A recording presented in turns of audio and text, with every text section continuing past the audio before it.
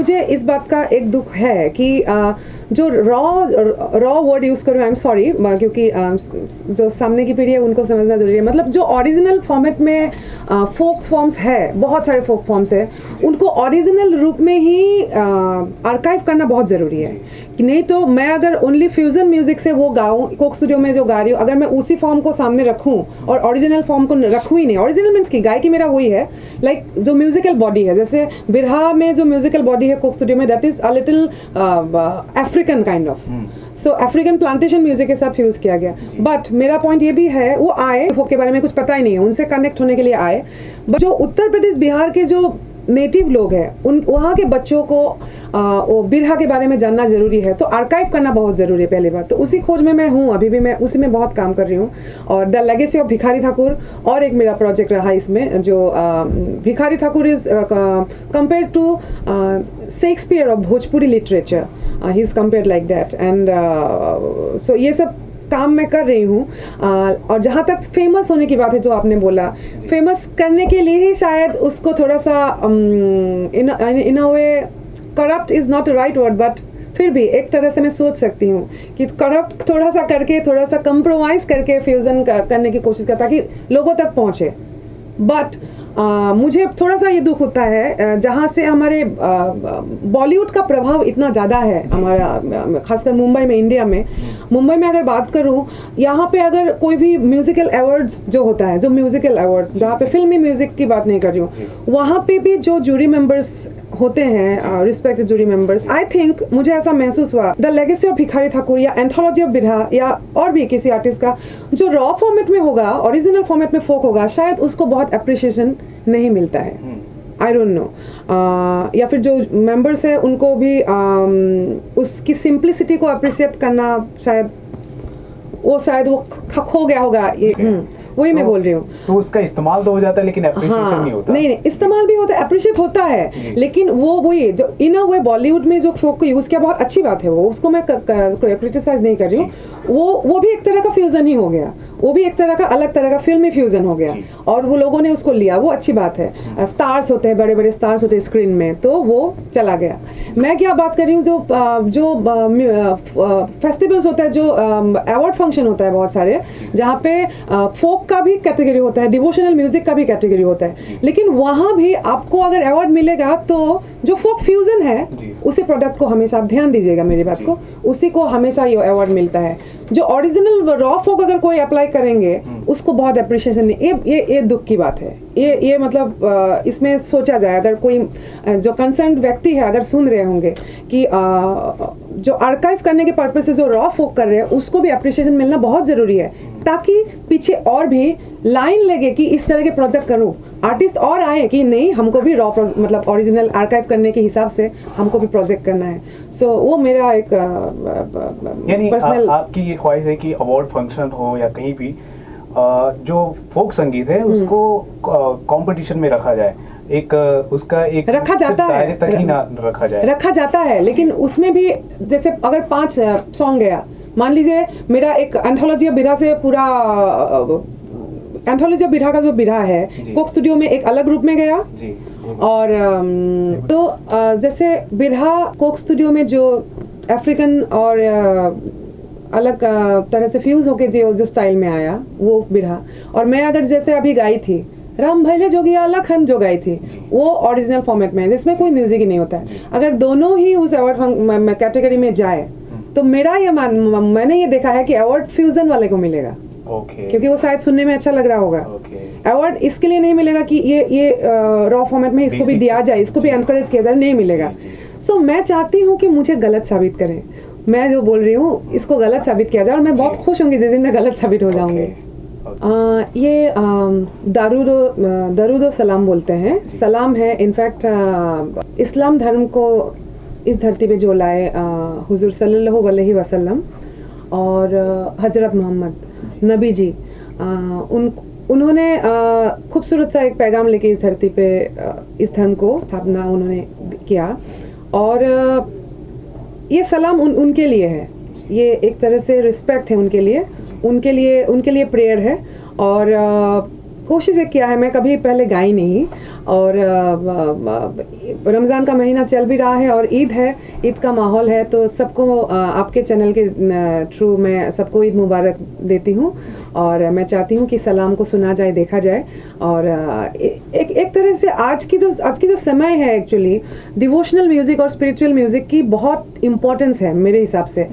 आज हीलर्स चाहिए in every field, in every way. चारों तरफ कैओस है, सबके लाइफ में है, चारों तरफ इनसिक्योरिटी है, स्ट्रेस है, क्या क्या नेगेटिव एलिमेंट नहीं है।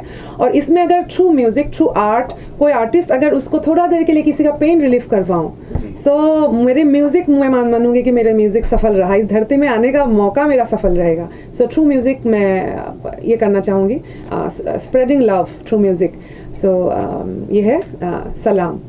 जी, it's very interesting for me. मैं अब तक भाषा और बोली मिला के अब तक 30 भाषा में मैं गा चुकी हूँ, और मैं एक्चुअली रही भी स्टूडेंट, लिटरेचर की स्टूडेंट थी, और उसमें मेरा फोनेटिक्स एक पेपर भी था। तो भाषा में 30 नहीं जानती, लेकिन अब तक गा चुकी हूँ, और अलग अलग बोली और भाषा, लोकल भाषा को उसकी जो फोनेटिक्स है उसको समझने में दैट इज़ माई हॉबी।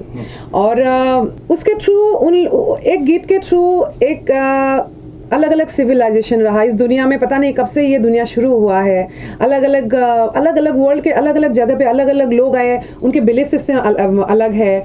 किसी धर्म में लाल रंग इम्पोर्टेंट है तो किसी धर्म में काला रंग इम्पोर्टेंट है। सो इसमें मैं जजमेंटल नहीं हो जाती हूँ, उनकी आंखों से उस चीज़ को देखना चाहती हूँ, एंजॉय करना चाहती हूँ, और उस वक्त उस क्षण को जीना चाहती हूँ। तो ये मेरे एक अंदर एक है, मेरे पर्सनली एक टेस्ट है। सो उसमें सबसे ज़्यादा श्रेय मैं भोजपुरी को दूंगी, इसलिए कि मैं भोजपुरी ने वो दरवाज़ा खुला मेरे लिए कि मैंने कभी नहीं सोचा असम से निकलूंगी तो मैं भोजपुरी वर्ल्ड में जाऊंगी, और भोजपुरी के माध्यम से ही बज्जिका, मगही, मैथिली, अंगिका, ये बिहार की भाषा हैं 5, और आसाम में भी अलग अलग, जैसे बोला कामरूपिया, ग्वालपुरिया, मेघालय में है खासी, गारो, बहुत सारे भाषा है। सो मैं कोशिश कर रही हूँ, इतना आसान नहीं है, हर भाषा में फोक गाना आसान नहीं है, फिल्मी सॉन्ग्स गाना थोड़ा सा आसान है मेरे लिए। बाकी फोक की जहाँ तक बात है, मैं उत्तर प्रदेश, बिहार, झारखंड और आसाम तक ही ज़्यादा मेरा ग्रिप रहा। बहुत गहरा कनेक्शन नहीं है, कनेक्शन है, गहरा बहुत हुआ नहीं है ऐसा। और शुरू में जब मैं आई थी तब गहरा करूँगी बोल के सोच के ही आई थी, हर कोई गहरा करने के लिए आता है बॉम्बे, बट इन अ वे जब बॉम्बे में आने के बाद बॉम्बे की धरती को सलाम बोलती हूँ मैं एक तरह से। बॉम्बे ने अलग अलग स्कोप दिया मुझे, और सबको देता है, और अलग अलग दरवाज़ा खुला, और उसी में से बॉलीवुड गाने के बावजूद भी मैं अब तक करीब स्मॉल बजट और सब मिला के करीब 80-90 फिल्म में गा चुकी होंगी, हिंदी फिल्म्स की जहाँ तक बात करूँ। और मैक्सिमम मुझे all fast numbers item songs जिसको कहा जाता है, आइटम सॉन्ग्स ही ज़्यादा तक मैं गाई। और लेटेस्ट रहा आर राजकुमार फिल्म से गंदी बात, और वो लोगों के वो लिरिक्स वाज वेरी इंटरेस्टिंग कि आप कहोगे तेरे साथ गंदी बात, वो लिरिक बहुत इंटरेस्टिंग रहा, और लोगों ने पसंद किया, जिसको आप हिट है वो फिट है, और वो चलता है, अच्छी बात है। But I am very excited now for one particular song in this film, Begum Jaan. And मैं बहुत खुश हुई जब मुझे कॉल आया अनु मलिक जी से, इसलिए भी खुश हुई कि विद्या बालन जी एक्ट करेंगी उसमें, क्योंकि मैं उनको बहुत रिस्पेक्ट करती हूँ। Means hit and hot actresses बहुत सारे हैं, सबको पसंद करती हूँ, किसी के फिगर को पसंद करती हूँ, किसी की मेकअप को पसंद करती हूँ, बट जहाँ तक विद्या बालन या कंगना रनौत, कोई आर्टिस्ट ऐसे हैं जो मुझे लगता है कि वुमेन ऑफ जैसे सब्सटेंस कहा जाता है, उनके कैरेक्टर्स को चुनने का जो तरीका रहा उनके करियर में। सो मैं बहुत रिस्पेक्ट करती हूँ। तो आई एम वेरी हैप्पी कि ये पर्टिकुलर एक सॉन्ग है बेगम जान में, जो गीत भी है वो फोक पर ही आधारित है, और अनु मलिक जी ने उस पर जो अपना अंतरा में जो कंपोज किया उन्होंने, वो तो मेलोडी किंग है ही, और बहुत अच्छा कंपोजिशन है।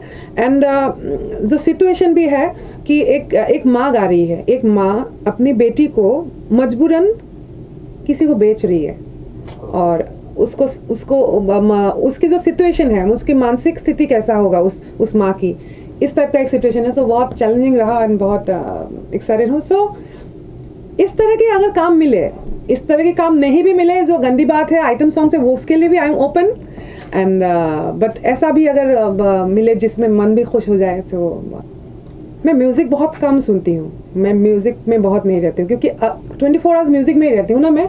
तो मेरे लिए कभी कभी जैसे कोई शो से आप निकले, आप गाड़ी में बैठे, अगर उस वक्त कोई ड्राइवर ने लगा दिया सॉन्ग, ऐसा लगता है बंद करो उसको नहीं सुनना है। सो म्यूज़िक पे मैं बहुत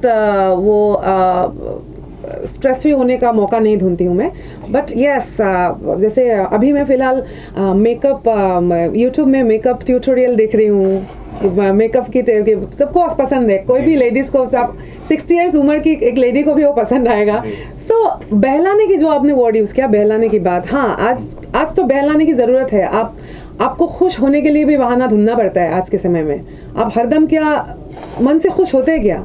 ये एक ऐसा सिचुएशन हुआ है अभी के लाइफ में, हम लोग अपने नेचर से, प्रकृति से बिछड़ चुके हैं और प्रकृति में वापस जाना बहुत ज़रूरी है, बहुत ज़रूरी है। और अगर सही तरह से अगर कोई बहलाना चाहे ना मन को, गाँव जाया कीजिए, उस मौका को मत छोड़िए। मैं क्या करती, मेरे दो बच्चे आरस तो आरस्मित 4 साल के हो गए।